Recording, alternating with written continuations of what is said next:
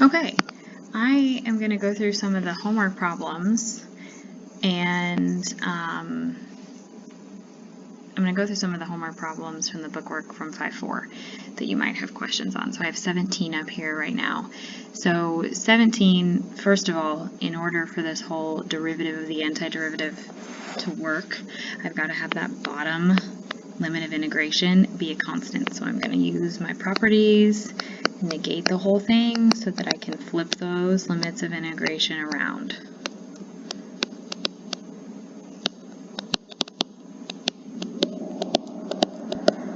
Okay, then I can actually do this process where antiderivative and derivative undo. So I am left with just that negative that's out in front, negative sign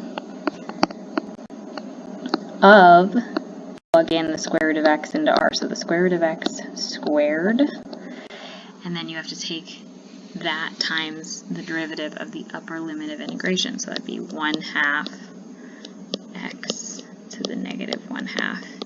And to clean that up and get that to look like what the back of the book looks like, I would write negative sign in the numerator of actually just x over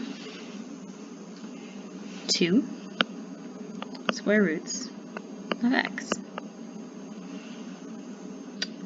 Okay, so I'm going to do number 19, hard one. So first of all, I'm going to split this into 2 using properties from 5-3. So I'm going to go from x squared to some number. I'm just going to do the number 7. And then I'll go from 7 to x cubed. Okay, so then so I didn't fill this actually in, but that's cosine of 2t. I didn't want to write it twice. But then, in order, when we do go to actually take the derivative, that bottom limit has to be the constant. So I'm going to write this as negative 7 2x squared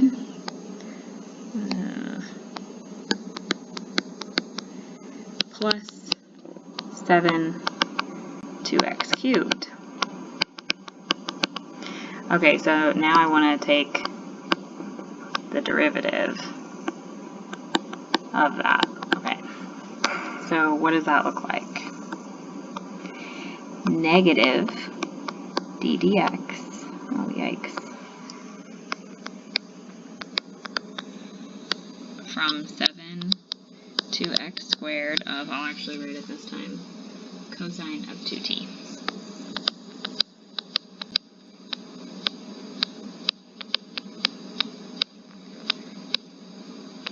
Sorry, it's making that parenthesis.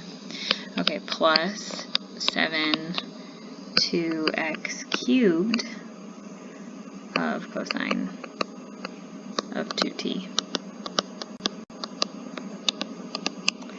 Okay, so then actually take the derivative of the antiderivative. That would be negative cosine of 2t, which becomes 2 times x squared,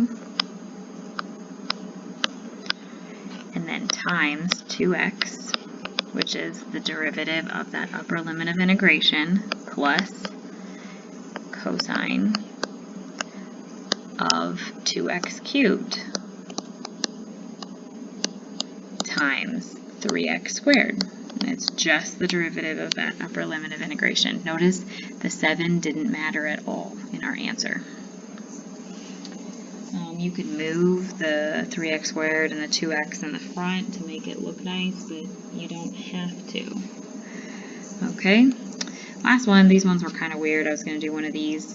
These really aren't that bad. They give you the format in the directions that they say they want it to be y equals this antiderivative from a to x. Well, then later they tell you that they want x to be 2. So it's going to go from 2 to x, and then natural log of the function they've given us.